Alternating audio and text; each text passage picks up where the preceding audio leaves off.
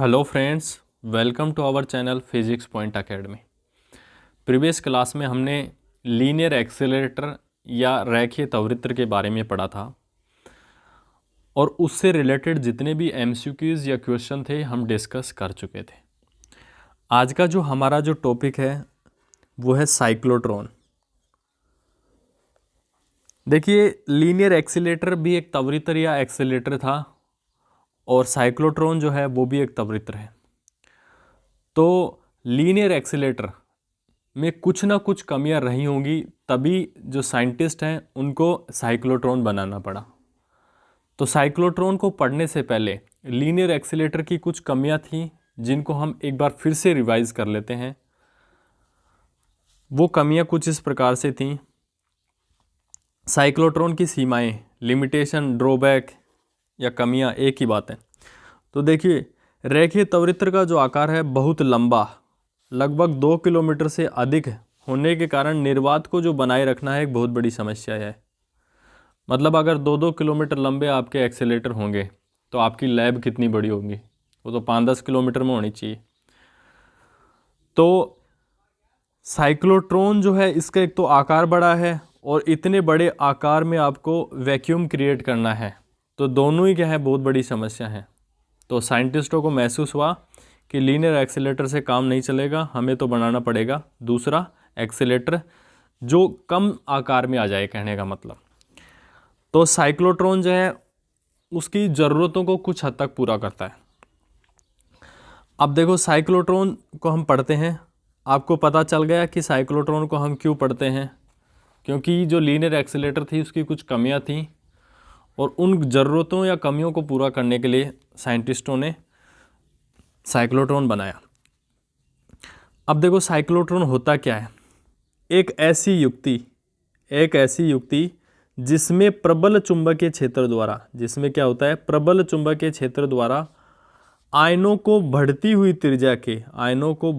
त्रिज्या के सर्पिलाकार पथ में घूर्णन कराकर क्या किया जाता है, त्वरित किया जाता है। उसे हम क्या कहते हैं, साइक्लोट्रॉन कहते हैं।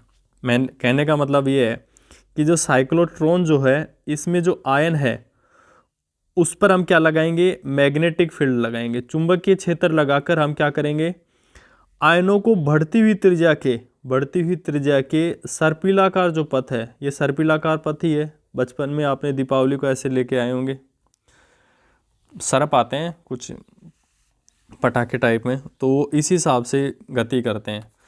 तो आयनों को सर्पिलाकार पथ में बढ़ती हुई त्रिज्या के, देखो त्रिज्या भी बढ़ रही है, बढ़ती हुई त्रिज्या के वर्ताकार पथ में गति कराकर क्या किया जाता है, एक्सीलरेट किया जाता है। तो उस एक्सीलरेटर को ही हम क्या कहते हैं, साइक्लोट्रॉन कहते हैं।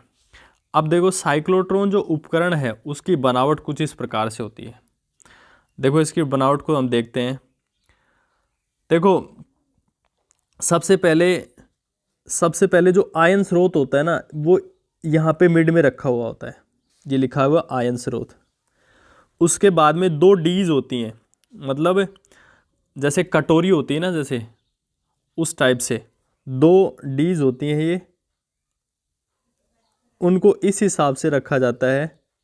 2 प्यालियाँ कह सकते हैं, कटोरी कह सकते हैं इनको, मतलब इनके जो व्यास है ना वो परस्पर पैरेलल होने चाहिए। इसको D1 बोल दिया, इसको D2 बोल दिया, 2 डीज हो गई। इसके बीच में हमने आयन स्रोत को रख दिया।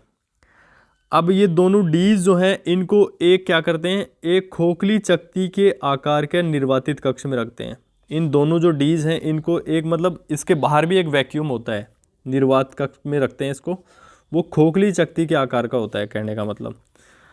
अब देखो, हमने 2 डीज बना ली, आयन स्रोत रख दिया, अब इसको भी पूरे वैक्यूम के अंदर पैक कर दिया।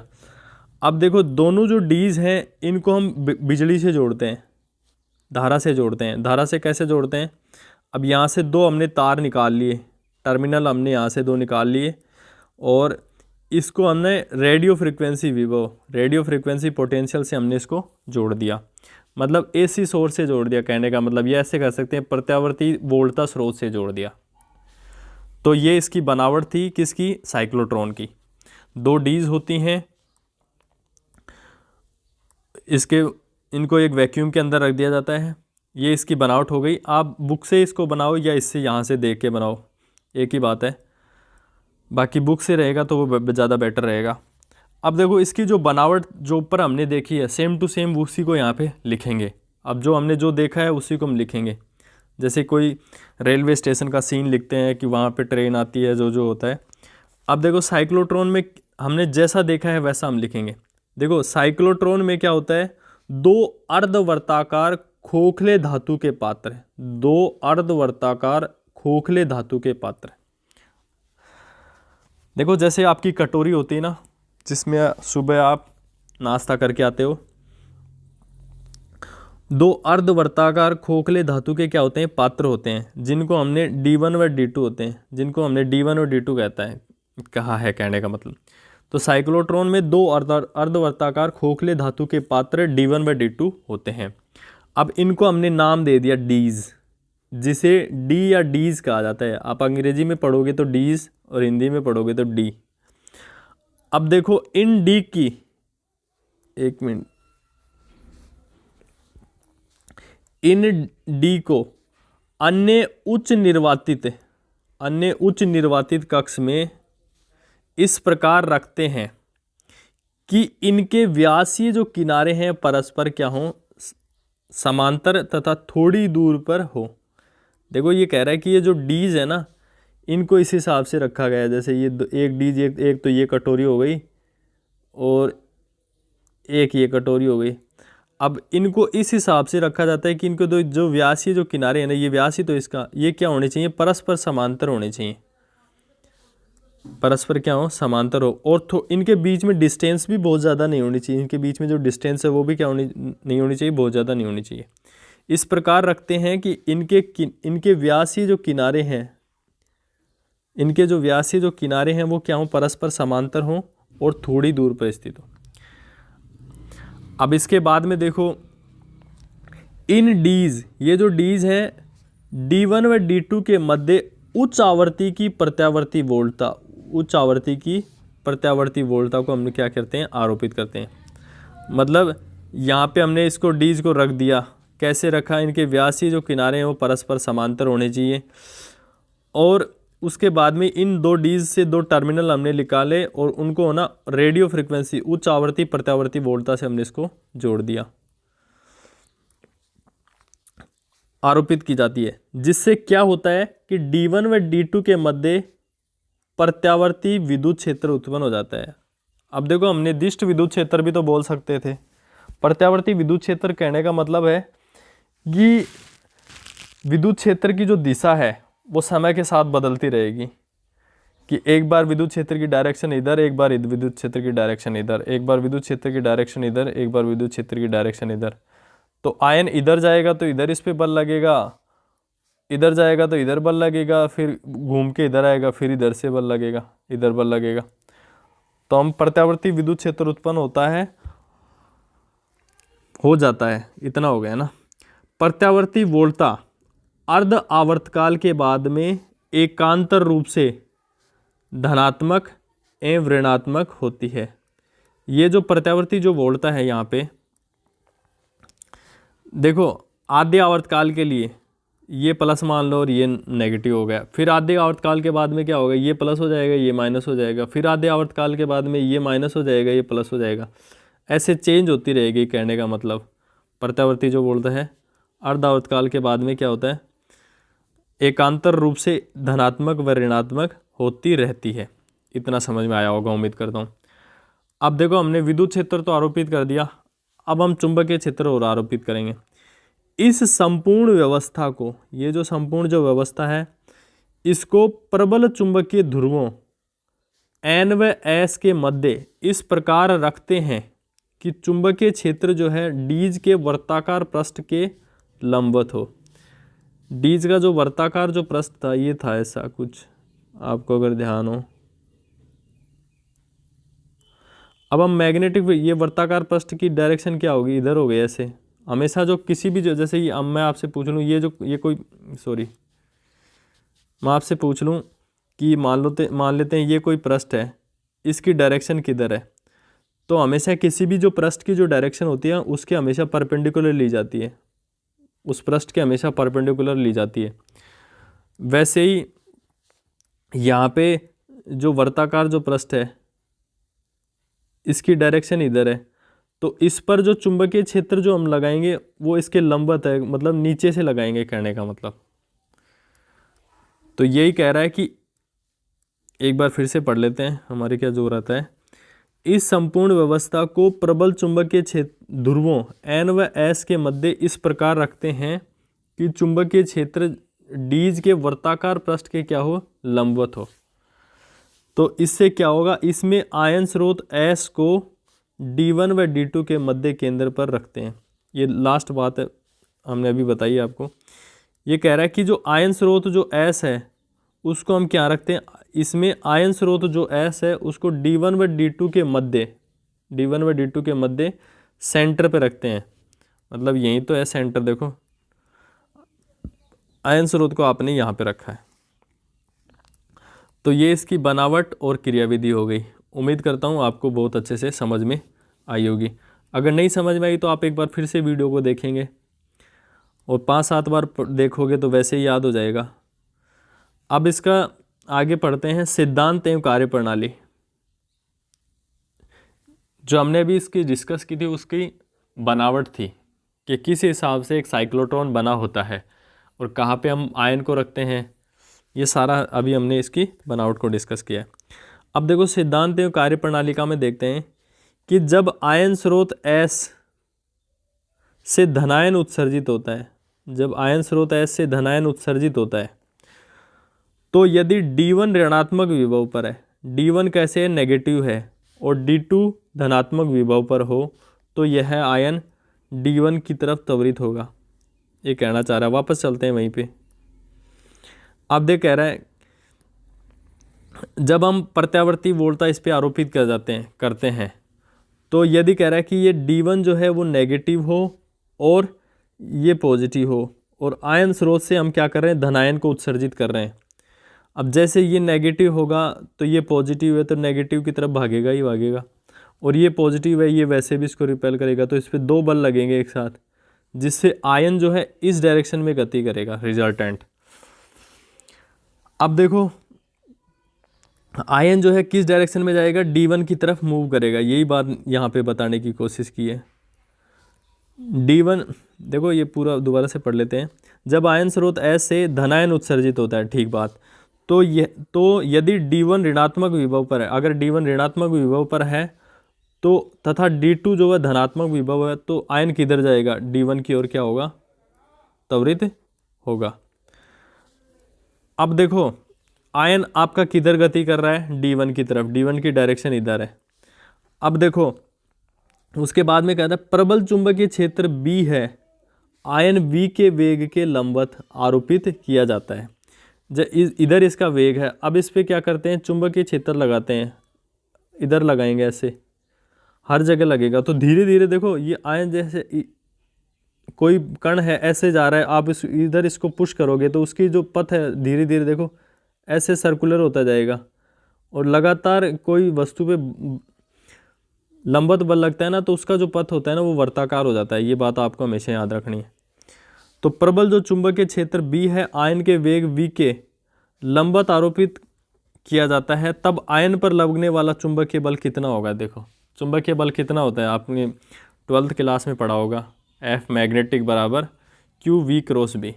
अब आप अभी अभी कह रहे हो कि जो चुंबकीय जो बल है वो आयन के वेग के लंबवत है, तो V परपेंडिकुलर टू B। जब V और B परपेंडिकुलर हैं तो VB साइन थीटा, देखो अगर इसको क्रॉस प्रोडक्ट को आप खोलोगे QVB sine theta n cap, ऐसे कुछ करोगे तो साइन 90 हो जाएगा, साइन 91 होता है, तो QVB बन गया केवल। एक मिनट, सॉरी, तो QVB बन गया। तो F मैग्नेटिक जो है वो किसके बराबर हो गया, QVB। इसको इक्वेशन 1 दे दो। अब इसके बाद में देखते हैं कि यह बल जो है धनायन के वेग V के सदैव लंबवत रहता है। अब ये कोई चीज़ मतलब हमेशा कोई बल उसके हमेशा लंबवत रहेगा, तो डीज के अंदर जो आयन का जो पथ है जिसके कारण डीज के अंदर आयन का जो पथ है कैसा हो जाएगा, वर्ताकार होता है। जो डीज आपने कटोरी के आकार की हैं उसके अंदर आयन का जो पथ है वो कैसा होगा, वर्ताकार होगा। क्यों होगा? क्योंकि उस पर चुंबकीय जो बल है वो लगातार लंबवत कार्य कर रहा है। अब देखो, कोई भी वस्तु अगर वर्ताकार पथ में गति करती है तो उस पर केंद्र की ओर एक अभिकेंद्रीय बल लगता है, ऐसा हम मैकेनिक्स में पढ़ते हैं। तो यहाँ पे अभिकेंद्रीय जो बल का जो कार्य है वो कौन कर रहा है? चुंबकीय बल कर रहा है, तभी तो वो वर्ताकार पथ में गति करेगा। तो देखो, चुंबकीय बल Fm, F मैग्नेटिक, आयन को वर्ताकार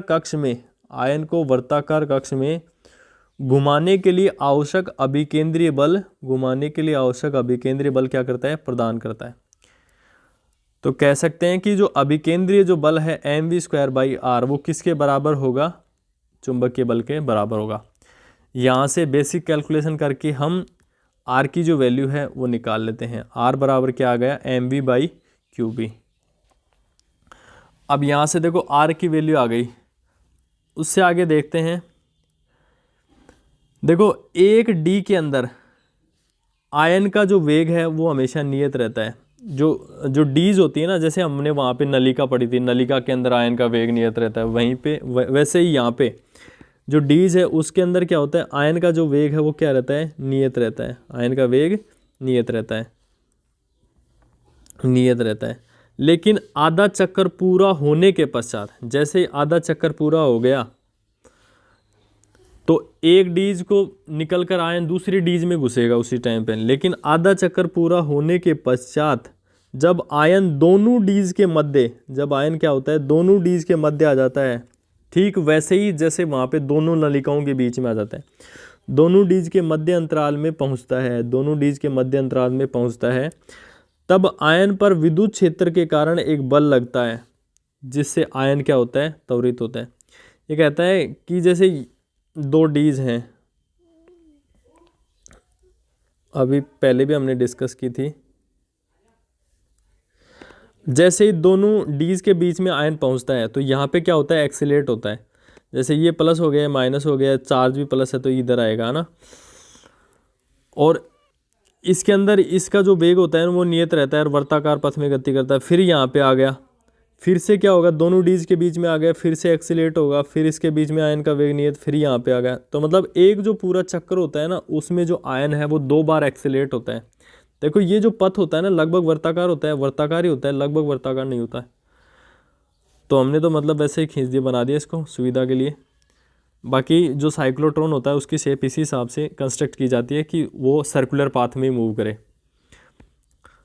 अंतराल में पहुंचता है तब विद्युत क्षेत्र के कारण एक बल लगता है जिससे आयन क्या होता है? त्वरित होता है। अब देखो, अर्ध आवर्तकाल में डीज को पार करने में लगा समय कितना होगा? जैसे आधा आवर्तकाल है, T/2 समय में हमने बोला है कि उसकी टर्मिनलिटी जो है वो चेंज होती रहती है, प्लस माइनस में, माइनस प्लस में। तो आधे आवर्तकाल में देखो एक डीज को पार करके दूसरी डीज में आ जाता है, फिर आधे आवर्तकाल के बाद में दूसरी डीज को पार करके फिर से पहली डीज में चला जाता है, ऐसे जाता है वो थोड़ा। तो अर्ध आवर्तकाल में डीज को पार करने में लगा जो समय है वो कितना होगा? देखो, T/2 जो है ना, T/2 आधा आवर्तकाल, वो किसके बराबर होगा? देखो, आधे आवर्तकाल में आयन जो है, जैसे पूरा आवर्तकाल देखो, कोई वस्तु है जैसे एक वर्ताकार पथ में गति कर रही है, तो एक चक्कर में उसके द्वारा तय की गई दूरी कितनी होगी? 2πr, उसकी परिधि के बराबर ही होगी। मैं तो ऐसे पूछ रहा हूँ कि आधे आवर्तकाल में, तो πr ही बची केवल। तो आधे आवर्तकाल में चली गई दूरी कितनी हो गई? πr, दूरी बटे समय v, तो समय बराबर दूरी बटे चाल। ये फॉर्मूला आपने पढ़ा ही है। अब देखो, यहाँ से हम क्या करते हैं? T/2 को तो ऐसे कह सकते हैं, π/v को यहाँ पे ऐसे कह सकते हैं। r की जो वैल्यू है इक्वेशन 2 से रखेंगे। इक्वेशन 2 देखो ये रही, r की वैल्यू यहाँ से रखेंगे, r की वैल्यू इक्वेशन 2 से रखेंगे। तो T/2 ऐसे कैसे, π/v ऐसे कैसे, mv/qb ऐसे कैसे, v को v से कैंसिल किया। तो आवर्तकाल जो है कितने टाइम में वो एक चक्कर पूरा कर लेगा वो पता चल गया। T बराबर 2m या 2πm/qb। अब देखो, अगर आपको आवर्तकाल पता है तो फ्रीक्वेंसी नहीं निकाल सकते क्या? फ्रीक्वेंसी बराबर होता है 1/t। तो आवर्तकाल का इसका उल्टा कर दो। अतः प्रत्यावर्ती जो वोल्टता की जो आवृत्ति है वो कितनी हो जाएगी, T बराबर 1/f, तो F बराबर QB/2πm। तो ये जो डेरिवेशन आई है इसको बोलते हैं साइक्लोट्रॉन फ्रीक्वेंसी, साइक्लोट्रॉन की आवृत्ति बोलते हैं इसको। इसके बाद में हम देखते हैं इसी से रिलेटेड, यहाँ पे भी जैसे आपको एग्जाम में बोले कि साइक्लोट्रॉन फ्रीक्वेंसी का ही आपको डेरिवेशन करना है तो आप यहीं पे छोड़ देंगे, लेकिन वो पूछ रहा है कि अधिकतम गतिज ऊर्जा को भी निकालें, अधिकतम वेग को भी निकालें, अधिकतम गतिज ऊर्जा को भी निकालें, तो आपको यहाँ से भी करना पड़ेगा। अब देखते हैं कि साइक्लोट्रॉन से निर्गत होने से पूर्व, साइक्लोट्रॉन से निर्गत होने से पूर्व आयन का अधिकतम वेग।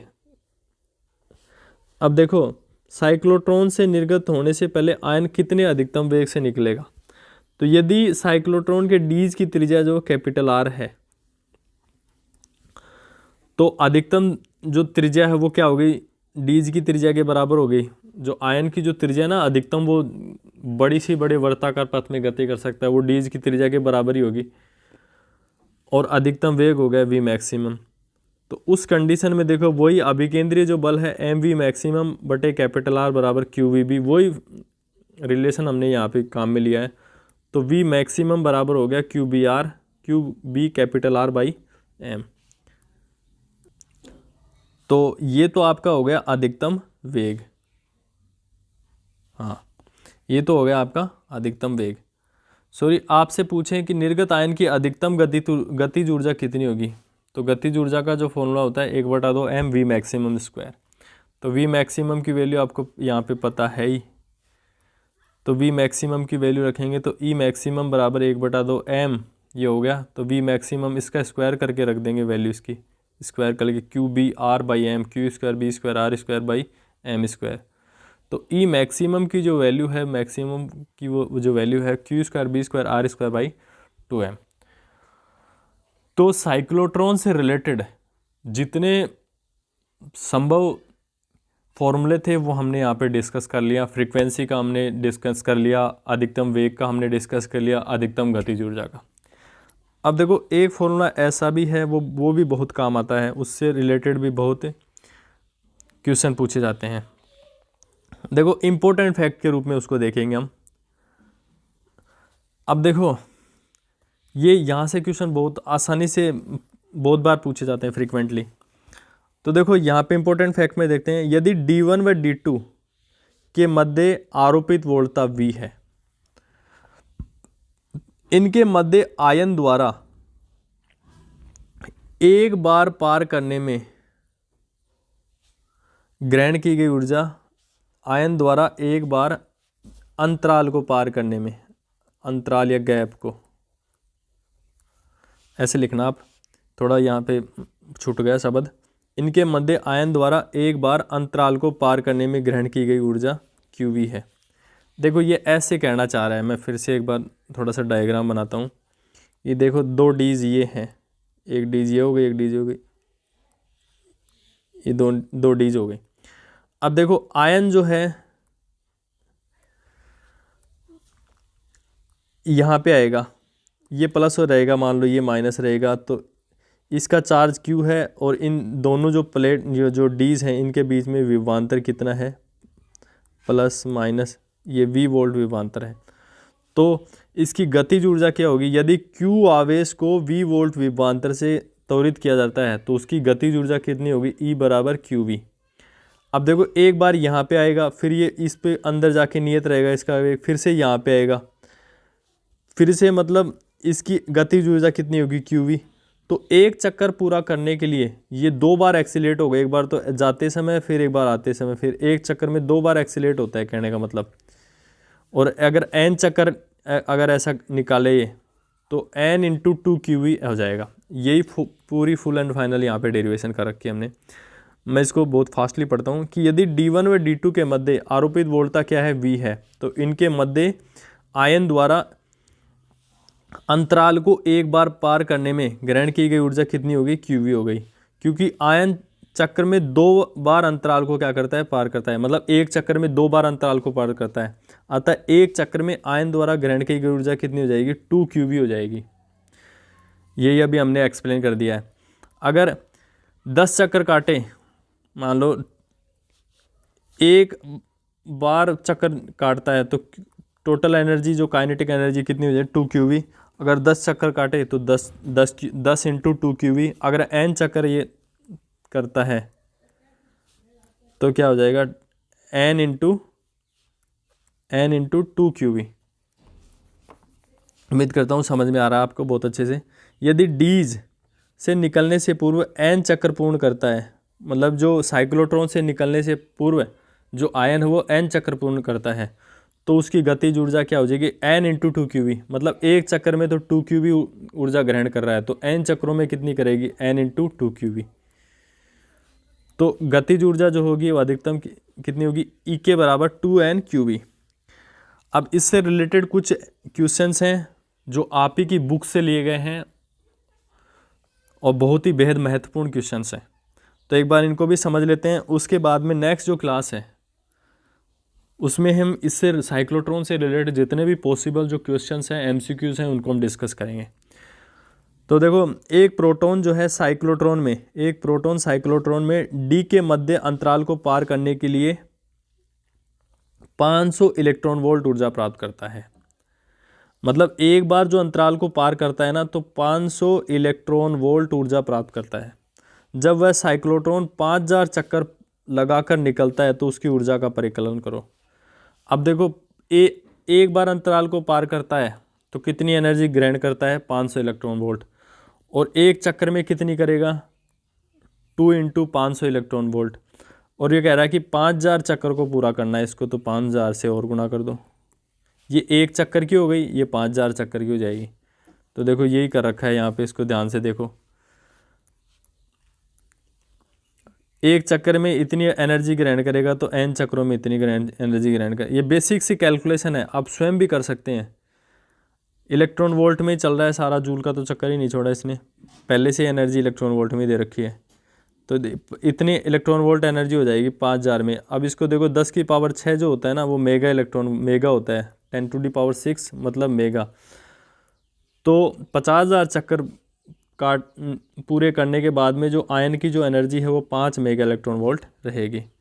सेम टू सेम यही है, ये RU MSc एंट्रेंस में पूछा गया है, देखो क्वेश्चन ऊपर लिखा हुआ है, सेम टू सेम वही है। आप इस क्वेश्चन को लिख के बिना देखे ईमानदारी से इसको क्या करेंगे पूरा करेंगे। इसका जो आंसर आएगा वो भी 5000 मेगा इलेक्ट्रॉन वोल्ट आएगा। इसमें क्या कर दी, ये चक्रों की संख्या पहले 5000 थी उसको 2500 कर दी, और वो 500 था उसको क्या कर दिया 1000। मतलब जो RU MSc एंट्रेंस में क्वेश्चन बनाने वाले ने थोड़ा सा क्या कर दिया मॉडिफिकेशन कर दिया। अब एक क्वेश्चन और है, एक साइक्लोट्रॉन की डीज की जो त्रिज्या है वो क्या है इतनी है 1.8 मीटर। चुंबकीय क्षेत्र की जो तीव्रता है 0.7।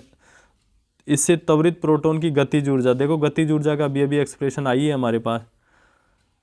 देखो सारा दे रखा है साइक्लोट्रॉन चुंबकीय क्षेत्र, एक साइक्लोट्रॉन डीज की त्रिज्या चुंबकीय क्षेत्र त्वरित प्रोटॉन। देखो प्रोटॉन का चार्ज आपको पता ही है 1.6 × 10 की पावर, प्रोटॉन का चार्ज रख दोगे। R की वैल्यू दे रखी है, B की वैल्यू दे रखी है, प्रोटॉन पे कितना मास होता है आपको पता ही है 1.6 × 10 की पावर -27।